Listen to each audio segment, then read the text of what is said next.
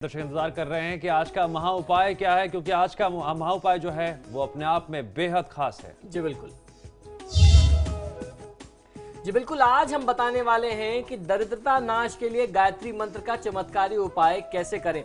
देखिए, गायत्री मंत्र के बहुत अलग अलग स्वरूप हैं। गायत्री मंत्र में हमारे ऋषि मुनियों ने कुछ ऐसे प्रयोग भी बनाए हैं गायत्री मंत्र के कि यदि उसके मंत्रों में कुछ थोड़ा सा परिवर्तन किया जाए, कुछ बीज मंत्रों को जोड़ दिया जाए, तो वो आपकी जो आकांक्षा है, आपकी जो मनोकामना है, उसकी भी सिद्धि करते हैं। यदि किसी व्यक्ति को बहुत प्रयास करने के बाद या अपने व्यापार में, नौकरी में लगातार हानि हो रही है, प्रयास करने के बाद मनोवांछित सफलता नहीं मिल रही, कार्य में सफलता नहीं मिल रही है और आपकी आमदनी जो है दिन पे दिन कम होती जा रही, गिरती जा रही है तथा अधिक व्यय होता है, तो ऐसे में गायत्री मंत्र का जाप जो आज मैं बताने वाला हूं ये बहुत ही लाभकारी है।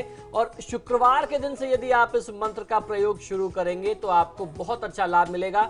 शुक्रवार को पीले वस्त्र धारण करके आपको इस मंत्र का जाप करना चाहिए। और जब आप मां लक्ष्मी का स्वरूप अपने सामने रखेंगे या मां गायत्री का अपने सामने स्वरूप रखेंगे तो वह स्वरूप कैसा हो ये भी जान लीजिए। हाथी पर विराजमान गायत्री माता का आपको स्वरूप अपने समक्ष रखना है, या आप अपने मन में ध्यान कर सकते हैं, या मां लक्ष्मी का ऐसा स्वरूप अपने सामने रखें जिसमें दोनों तरफ हाथी जो है वो सूंड उठाए हुए हों। ऐसा स्वरूप मां लक्ष्मी का बहुत ज्यादा धनदायक माना जाता है।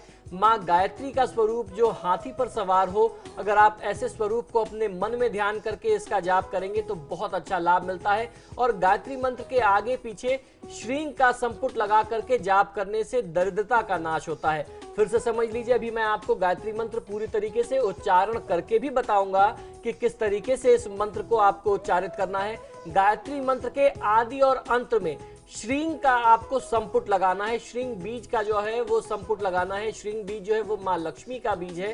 तो इसका यदि आप प्रयोग करते हैं, इस तरीके से गायत्री मंत्र का प्रयोग करें तो दरिद्रता नाश के लिए ये बहुत ज्यादा चमत्कारी है। और उसके साथ साथ रविवार का व्रत किया जाना चाहिए तो और ज्यादा लाभ मिलता है। आपको ये प्रयोग शुक्रवार से आरंभ करके 45 दिन तक करना है और 11 माला नियमित करना है। देखिए, ये बहुत अच्छा संयोग है कि शुक्रवार से आरंभ करना है। शुक्रवार को धनतेरस पड़ रहा है, रविवार को व्रत करना है, रविवार को दिवाली पड़ रही है। तो ये समझ लीजिए कि आपके सोए हुए या खोए हुए सौभाग्य को जगाने वाला ये प्रयोग है। इसको आपको इस बार से, इस शुक्रवार से अवश्य आरंभ कर देना चाहिए। 45 दिन तक करें। आइए अब जान लेते हैं कि श्रींग बीज लगा करके आदि और अंत में मंत्र का क्या स्वरूप होगा। श्रींग ओम भूर्भुवस्वः तत्सवितुर्वरेण्यं भर्गो देवस्य धीमहि धियो यो नः प्रचोदयात्। श्रींग, जिस तरीके से मैंने बताया कि गायत्री मंत्र के शुरू में और अंत में, आदि और अंत में श्रींग लगाना है। फिर से समझ लीजिए, श्रींग ओम भूर्भुवस्वः तत्सवितुर्वरेण्यं भर्गो देवस्य धीमहि धियो यो नः प्रचोदयात्। श्रींग, इस तरीके से आपको गायत्री मंत्र का जाप करना है। 11 माला 45 दिन तक आप नियमित जाप करें।